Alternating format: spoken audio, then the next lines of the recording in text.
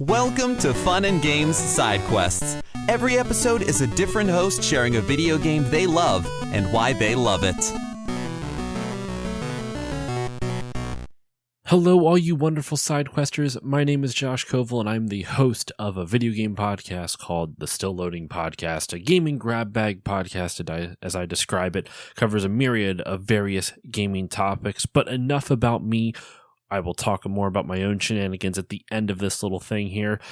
What are we here to talk about today? What am I here to talk about today? Well, that, my friends, is the incredible, the incomparable Donkey Kong 64.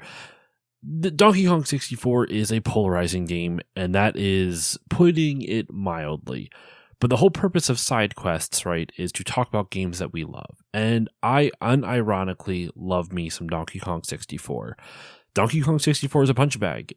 There's no ifs, ands, or buts about it. People like to make fun of it. But I'm here to ask, is that for good reason? Is there a reason it is a punching bag, or is it overstated? And as with a lot of things on the internet, yes and no. Yes, there are good reasons that this game is disliked as much as it is. And I'll get into some of those. Not all of them, but I'll get into some of them over this next little bit. But there's also lots of reasons this game is actually really good, and I don't think people give it enough credit for. But why did I choose this one specifically? First off, someone's got to speak up for it. I'm tired of seeing games that get pooped all over just because it is the popular thing to do. Anytime someone whispers the word collectathon, they're like, oh, Donkey Kong 64.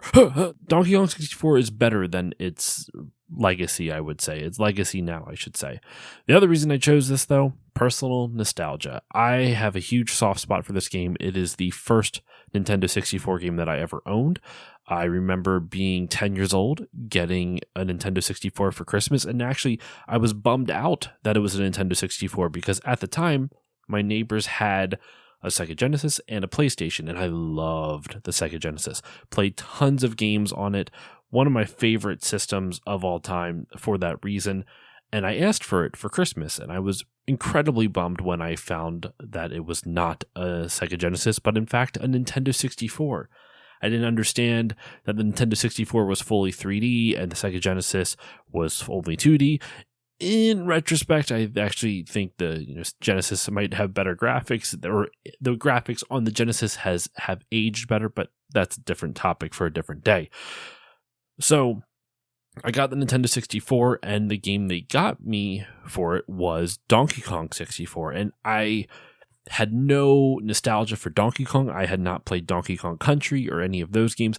I had barely even played the original Donkey Kong. At best, I heard about it. I was pretty young at the time, didn't really know much about gaming until I was 10, and that's when I got into video games and whatnot. So I remember with Donkey Kong 64, I couldn't figure out what the hell to do. I wasn't quite sure where to go, and then there was a friend at my church who told me I would go to the first level, I should say, Jungle Japes, and I couldn't figure out where to go in Jungle Japes. And a friend at church told me, oh, you just climb up this big vine, which now in retrospect, the vine is right there. It's pretty obvious, but as a kid, for some reason, it just didn't click with me that I could climb up the vine. I don't know why. That actually I think is a bit of a valid criticism. The vine is a little it's hard to know what you can and can't climb up, but anyway, that was my first experience with it. And once I was able to climb up that vine and then explore the rest of Jungle Japes, I was hooked. The game just captured my imagination. I loved it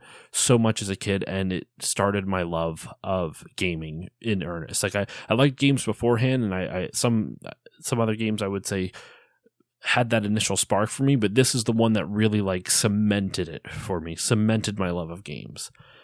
Before I dive into the criticisms, the most common criticisms of this game, let's at least talk about the general setup for this game, shall we? You play one, of course, as the titular Donkey Kong. You are trying to get all of your golden bananas back from King K. Rool, who has taken them all as a distraction because he is going to blow up Donkey Kong Island. And he has captured all of your compatriots, your Kong patriots, as it were.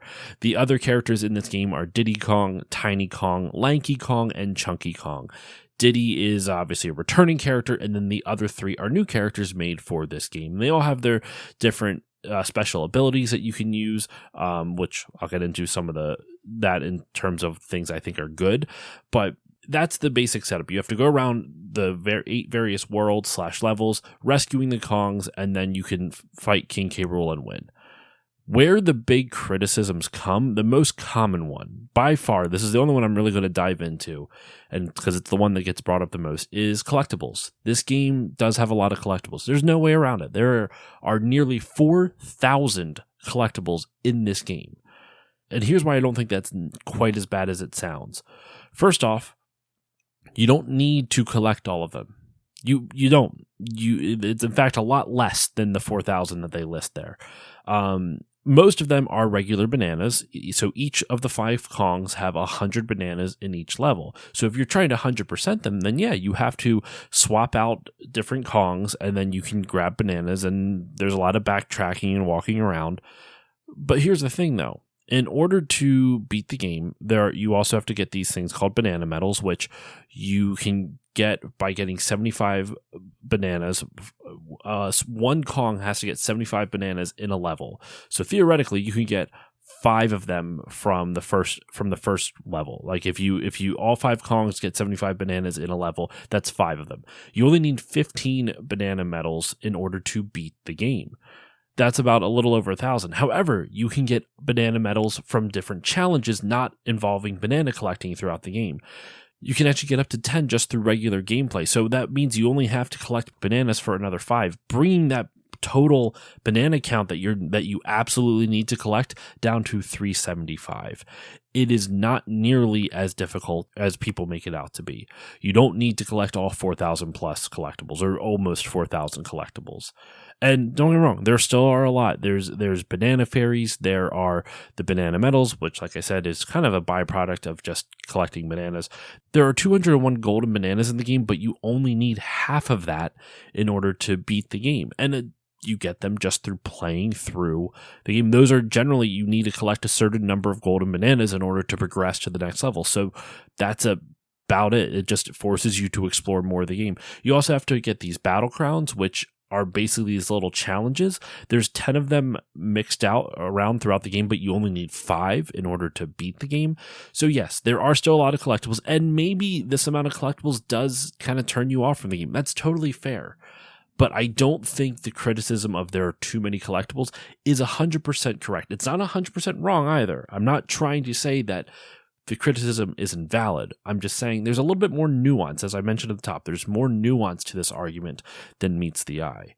So the biggest flaw, and I will concede this, is that the routing.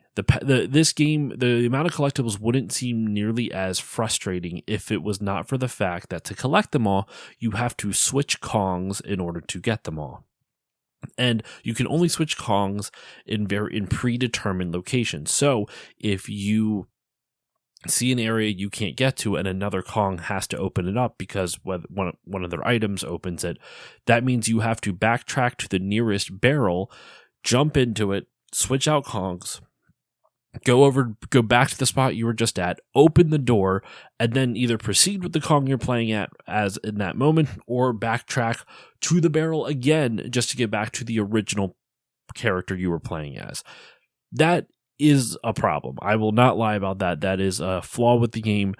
And that's something that I can overlook because of my nostalgia, but it is a valid criticism and it is a problem for no ifs, ands, or buts. But I say all this to at least to bring up, yes, the collectibles are a major issue, but it's also not nearly as bad as people make it out to be. And if you like collectathons, if you enjoy collecting things, it's not going to feel like that much work. But now let's focus on the things that I think are really good about this game. The big one is the gameplay variety. Each Kong is so varied. Each Kong gets a weapon and an instrument. Donkey gets a coconut gun and bongos. Diddy gets peanut poppers, which are little pistols, and a guitar.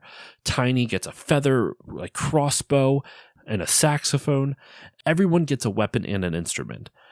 And that brings a bunch of different varieties of gameplay. Even if there's not a lot of differences between the instruments, the animations are fun to see. The weapons all behave differently, which is interesting. The biggest difference, though, in terms of gameplay between the various Kongs are their special abilities. as you progress through the game, you can find coins that you buy that you can spend at Cranky's lab, and he will give you upgrades. Like there's one called a Simian Slam, which every Kong gets, and it's just when you jump up in the air and you press Z on the N64 controller, and they slam their butt down and it can press buttons for you. But every Kong gets their own unique power-up. Donkey gets invincibility, Diddy gets a jetpack, Tiny can shrink down, things like that. Chunky can grow supersized. There's a lot of fun, varied gameplay that it brings out. There is almost like an ammunition type of thing that gets used up when you're using your special powers called crystal coconuts, but they are everywhere. You can get them pretty easily. And there's also just generic abilities that you can get that doesn't cost any crystal coconuts. Donkey gets his barrel blast like you would see in Donkey Kong Country, where you can shoot from barrel to barrel, but done in a 3D space as opposed to 2D. Lanky can do like a handstand to walk up steep ledges. Chunky also ends up getting like a super punch. I'm mixing some things up. There's so many different abilities in this, and I think that's what's so inventive about this game, is that each Kong feels so unique and so varied and so different that there's lots of fun things you can do to experiment as you play. And my favorite part about how varied they are is they use almost all of it for the final boss. When you are fighting King K. Rool, it's in a giant boxing ring, and each Kong uses some of their special abilities. Whether it's Donkey using his barrel blast, or Tiny shrinking down, going into a hole in King K. Rool's shoe, so that way she can shoot her feather caster at his toes, and it's causing him to trip and fall because you're hurting his toes, and you have to dodge his toes, which conveniently move at very specific patterns. It's a lot of fun. There's so many cool ideas thrown into this.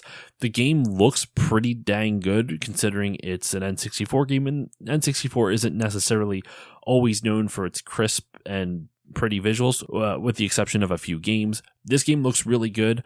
The controls are really tight. It's fun, makes it fun to play. And my biggest compliment for the game, it's got the DK wrap. Are you kidding me? Who doesn't love the DK wrap? And if you don't, I think you're lying to yourself. But that's Donkey Kong 64, man. There is a lot of things to love about it. There's a lot of things to hate about it. And I think the point I'm trying to make with this whole side quest episode here is that the game isn't as bad as the internet would have you believe. There are some pathing issues, which I think is its biggest flaw, but the amount of collectibles I think are overblown, but also at the same time not. Once again, nuance is key. There are some flaws with this, but I think there's a lot of things to love about the game if you can get past that. There's a lot of fun, varied gameplay, and there's a lot of fun. The levels are fun to explore, and it's entirely worth at least trying, at least giving it a shot.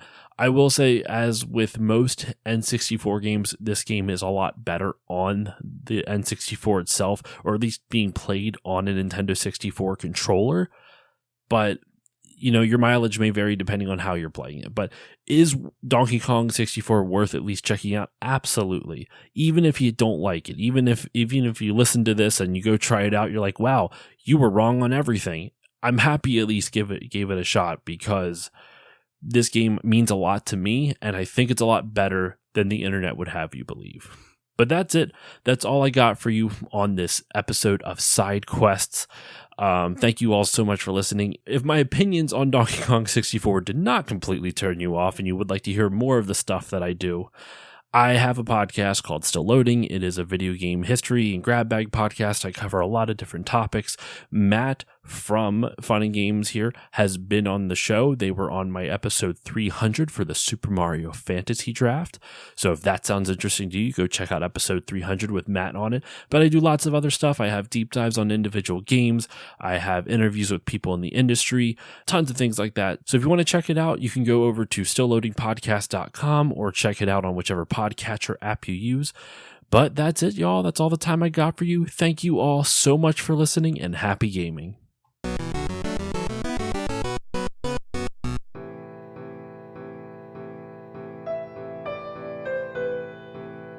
Are you tired of watching your beloved characters being tortured by careless authors? Are you sick of feeling like they could have swapped out all of the painful action and the plot would remain untouched? Subscribe to Books That Burn, the fortnightly book review podcast focusing on fictional depictions of trauma. We assume that the characters' reactions are reasonable and focus on how badly or well they were served by their authors. Join us for our minor character spotlights, main character discussions, and favorite non-traumatic things in the dark books we love. Find us on Spotify, iTunes, Google Play, or wherever you get your podcasts. CPOV. CertainPOV.com.